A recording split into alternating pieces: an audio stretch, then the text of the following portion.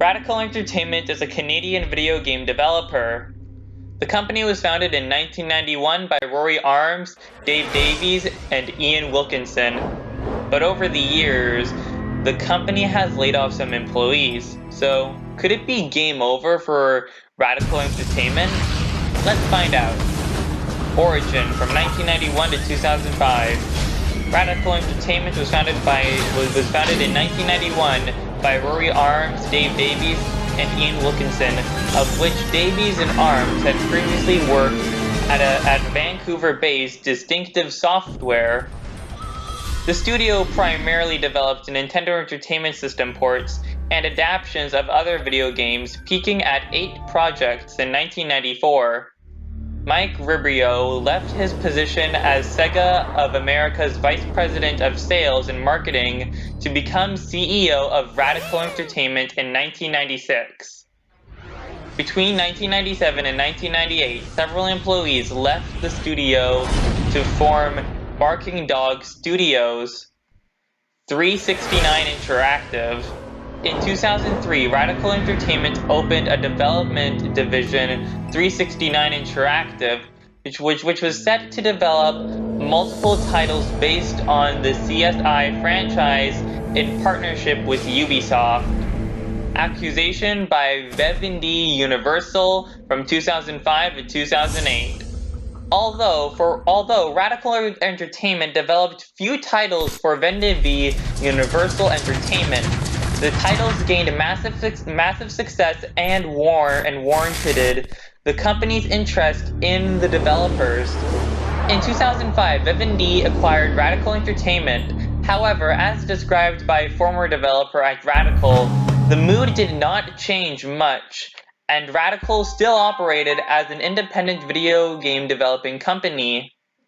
After being acquired by Vivendi, Radical began to make many games, such as Scarface, The World Is Yours, and The Incredible Hulk, Ultimate Destruction, while being published under Vivendi's Syria Entertainment label. Radical was also given the license to continue development of the Crash Bandicoot franchise, which was also published under Syria Entertainment. Radical took over the development of Crash Tag Team Racing from Traveler's Tales. Due to the success of Crash Tag Team Racing, Radical started the development of Crash of the Titans and proclaimed that Crash was home at Radical, stating that Radical would develop all further Crash games. The critical and commercial success of Crash and the Titans spawned one more sequel, Crash Mind Over Mutant, which managed to both critically beat its predecessor as well as commercially. During the development of Crash Mind Over Mutant, Radical began working on its first original intellectual property, Prototype, subsidiary of Activision from 2008 to 2009. In 2008, it was announced that Vivendi Games and Activision were to form Activision Blizzard.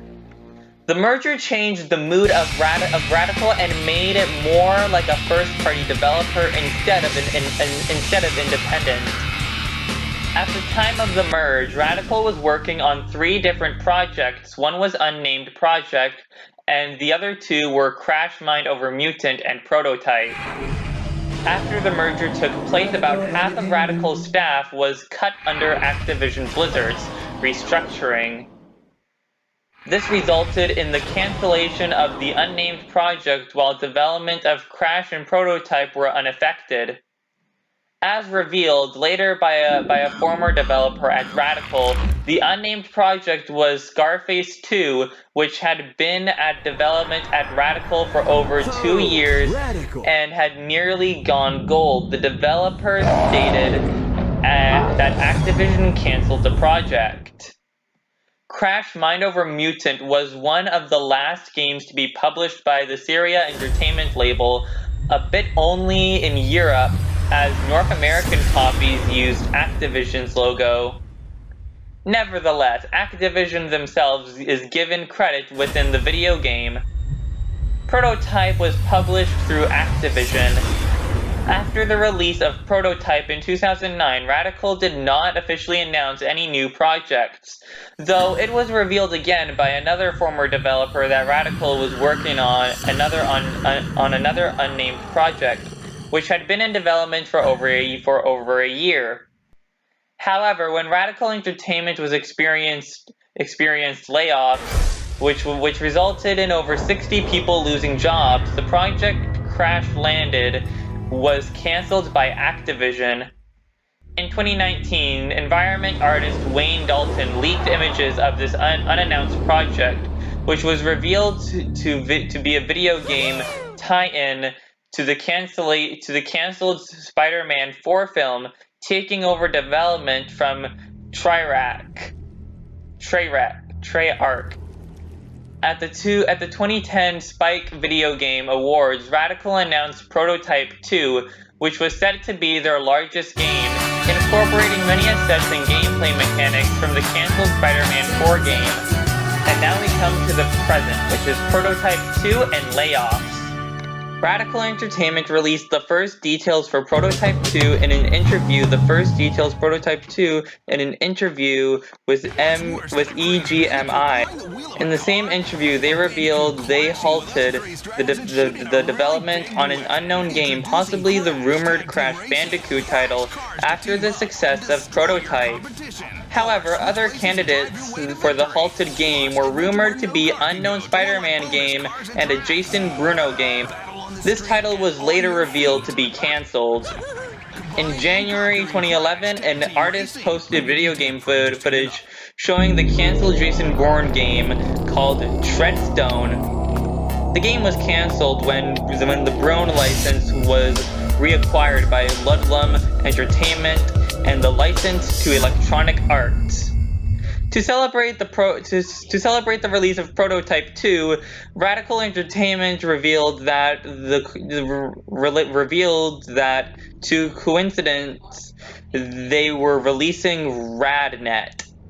Similar to Call of Duty Elite, RadNet is an online gaming hub.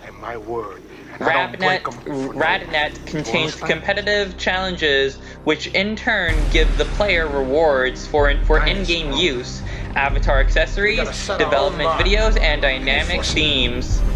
An iPhone game, Protoslice, was released to coincide with the release of the game. The iPhone app had partially overseen development by Radical, while the actual game was not developed by them. Prototype 2 was released in April 2012. It was Radical Entertainment's most successful game launch. The game was well received, with positive reviews on the PlayStation 3 and Xbox 360 versions, with the PC release coming at a later date in 2012. The sales of Prototype 2 were the highest games in April 2012. Globally, Prototype 2 was less than a million copies in the 2 months following release. On June 28, 2012, Activision announced that Radical Entertainment had seen a significant reduction in staff and that the studio will cease development of its own games going forward, prompting media speculation that the developer had closed. The publisher cited Prototype 2's failure to find a broad commercial audience as the reason behind Radical's closure. According to Activision, some employees will remain working for Radical Entertainment, supporting other existing Activision publishing projects. Thus, while keeping the studio active leaves them as a support team. And there's the history of Radical Entertainment. So what went wrong for Radical Entertainment? Well, I would have to say that it would have to be with them laying off employees and Prototype 2's failure. Anyways, that is it for today's video. If you guys happen to enjoy this video, please make sure you hit that like button, and also don't forget to subscribe. And until then, I will see you guys in the next one. Goodbye!